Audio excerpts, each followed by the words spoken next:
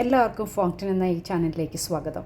അപ്പോൾ നമ്മുടെ cucumber glycerate ready ആയിട്ടുണ്ട്. ഇതെങ്ങനെയാണ് ഇടുന്നത് എന്നുള്ളത് വേറൊരു വീഡിയോ ചെയ്തിട്ടുണ്ട്. അതിൻ്റെ ലിങ്ക് ഈ വീഡിയോയുടെ കീഴെ ഇട്ടേക്കാം. ഗ്ലിസറിനിൽ നമുക്ക് ഇഷ്ടമുള്ള നമ്മൾക്ക് സ്കിന്നിനും ഹെയറിനും ഒക്കെ വളരെ യൂസ്ഫുള്ളായിട്ടുള്ള കാര്യങ്ങൾ നമ്മൾ ഗ്ലിസറിനിൽ ഇട്ട് വെച്ചാൽ അതിൻ്റെ സത്ത് മുഴുവൻ നമ്മളുടെ ഈ ഗ്ലിസറിനിലേക്ക് ഇറങ്ങി അതിനപ്പോൾ 100 ഇരട്ടി ഫലമാണ് ഉള്ളത്. അപ്പോൾ നമ്മുടെ ഏത് സ്കിൻ ആൻഡ് ഹെയർ കെയർ പാക്കിലും ഇത് നമുക്ക് ഉപയോഗിക്കാനായിട്ട് പറ്റും. ഇത് ഓൾമോസ്റ്റ് ഞാൻ 2 ആഴ്ചയും കുറച്ചും കൂടി ഞാൻ വെച്ചിട്ടുണ്ട്. അപ്പോൾ ഇതുപോലെ നമ്മളൊരു നല്ലൊരു ഫിൽറ്റർ വെച്ച് കിച്ചൺ ഫിൽറ്റർ ഒന്നും യൂസ് ചെയ്യാതിരിക്കുക. കാരണം ഇതിൽ നമ്മൾ വേറൊരു പ്രിസർവേറ്റീവ് ഒന്നും ആഡ് ചെയ്യുന്നില്ല.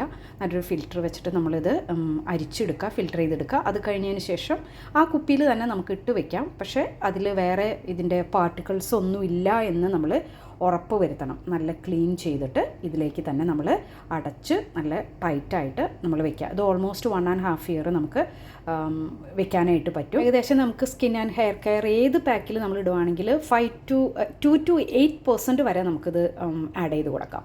ഇനി ഇതിപ്പോൾ നമുക്ക് നോക്കിയാൽ കാണാനായിട്ട് പറ്റും. ഈ ഗ്ലിസറൈൻ്റെ colour almost all light green ആയിട്ടുണ്ട്. നമ്മളിത് ഫിൽറ്റർ ചെയ്ത് എടുത്ത ശേഷം നമുക്ക് ബാക്കി വരുന്ന ആ കുക്കുംബറോ എന്താണ് നമ്മൾ ഇട്ട് വെച്ചത് അത് നമുക്ക് അതുകൊണ്ടൊരു നല്ലൊരു ഫേസ് പാക്ക് ഉണ്ടാക്കിയെടുക്കാം. ഞാനൊരു ഹെർബൽ ഗ്രീൻ ഫേസ് പാക്കാണ് അതുകൊണ്ട് ഉണ്ടാക്കാനായിട്ട് ഉദ്ദേശിക്കുന്നത്. ഇത് ആദ്യം പോയിട്ട് നന്നായിട്ട് ഗ്രൈൻഡ് ചെയ്തിട്ട് വരാം. അതിനുശേഷം ഞാനിതിൽ ഹെർബ്സ് ആഡ് ചെയ്ത് കൊടുക്കുന്നത് 1 ടീസ്പൂൺ വീതമാണ് ഞാൻ ആഡ് ചെയ്ത് കൊടുക്കുന്നത്. നമ്മുടെ കറി ലീവ്സ്, അതുപോലെ തന്നെ നീമിൻ്റെ ആര്യവേപ്പിൻ്റെ ഇല, അതുപോലെ മുരിങ്ങയുടെ ഇല. പിന്നെ നമ്മളിപ്പോൾ ഇത് ഫേസിന് വേണ്ടിയാണ് ഞാൻ ഉണ്ടാക്കിയത്. ഇനിയിപ്പോൾ നമ്മളിപ്പോൾ ബോഡിക്കും കൂടി നമ്മളിപ്പോൾ ഇതിന് സ്ക്രബായിട്ട് നമുക്ക് യൂസ് ചെയ്യണമെങ്കിൽ എന്ന് വെച്ച് കഴിഞ്ഞാൽ നമുക്കതിൽ പപ്പായയുടെ ഇലയും കൂടി ആഡ് ചെയ്ത് കൊടുക്കാം. പപ്പായ നന്നായിട്ട് ക്ലെൻസ് ചെയ്യുന്ന പ്രോപ്പർട്ടീസ് ഉണ്ട്. പിന്നെ ഞാൻ ഇതിലേക്ക് ഒരു സ്ക്രബായിട്ട് ഫ്ലാക്സ് സീഡ് പൊടിച്ചത് ഞാൻ ആഡ് ചെയ്തു. അത് നിങ്ങൾക്ക് ഇല്ലയെന്ന് വെച്ച് കഴിഞ്ഞിട്ടുണ്ടെങ്കിൽ നമ്മുടെ എള്ള് ഒന്ന് ക്രഷ് ചെയ്തിട്ട് ആഡ് ചെയ്ത് കൊടുക്കുക. അതൊരു നല്ലൊരു ഓൾട്ടർനേറ്റീവാണ്. അത് കഴിഞ്ഞിട്ട് ഞാൻ 2 ടീസ്പൂൺ റോസ് വാട്ടറും കൂടി ആഡ് ചെയ്ത് കൊടുത്തു. റോസ് വാട്ടർ കണ്ടൻറ്റ് ഒട്ടും പാടില്ല എന്ന് പറഞ്ഞാൽ റോസ് വാട്ടറിൽ ഓൾറെഡി പ്രിസർവേറ്റീവ് ആയിട്ട് വരുന്നതാണ്. അത് നമുക്ക് ആഡ് ചെയ്ത് അത് ഡിസ്റ്റിൽഡാണ്, വേറെ കാര്യങ്ങളൊന്നും അതിലില്ല. പിന്നെ ഒരു ടീസ്പൂൺ ഹണിയും കൂടി ഞാൻ ആഡ് ചെയ്ത് കൊടുത്തു. ഇത് നന്നായിട്ട് എന്നിട്ട് മിക്സ് ചെയ്യാം. ഇതിനി നമ്മൾ ഉപയോഗിക്കുമ്പോൾ നമുക്ക് ഏതെങ്കിലും ഫ്രൂട്ട്സിൽ ചേർത്ത് ഉപയോഗിക്കാം, തൈര് ചേർത്ത് നമുക്കിത് ഉപയോഗിക്കാം. ഇനി കൂടുതൽ ഡൈലൂട്ട് ചെയ്യണമെങ്കിൽ കൂടുതൽ റോസ് വാട്ടർ എടുക്കാം. ഇനി അതൊന്നും അല്ല, ബോഡിയിൽ നമുക്ക് യൂസ് ചെയ്യണമെങ്കിൽ വേറെ ഏതെങ്കിലും പൗഡറോ വേറെ എന്തെങ്കിലും ഇപ്പോൾ കടലമാവ്, അരിപ്പൊടി അങ്ങനത്തെ ഉള്ളത് വേണമെങ്കിൽ നമുക്ക് ഉപയോഗിച്ചിട്ട് നമുക്ക് സ്ക്രബായിട്ട് നമുക്ക് യൂസ് ചെയ്യാം.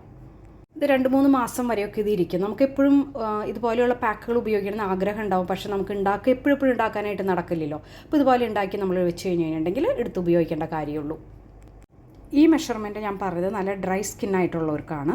ഇനി ഓയിലി സ്കിന്നുള്ളവർക്കാണെന്ന് വെച്ച് കഴിഞ്ഞിട്ടുണ്ടെങ്കിൽ ഇതിൽ കൂടുതൽ ആഡ് ചെയ്യുക. 2 ടീസ്പൂൺ 3 ടീസ്പൂൺ വരെ പൗഡർ ആഡ് ചെയ്യുക. പിന്നെ റോസ് വാട്ടർ കൂടുതൽ അത് മിക്സ് ചെയ്യാനായിട്ട് കൂടുതൽ റോസ് വാട്ടറും കൂടി ആഡ് ചെയ്യുക. കാരണം ഇത്രയും ഗ്ലിസറിൻ ഓയിലി സ്കിന്നുകാർക്ക് അതിൻ്റെ ആവശ്യമില്ല.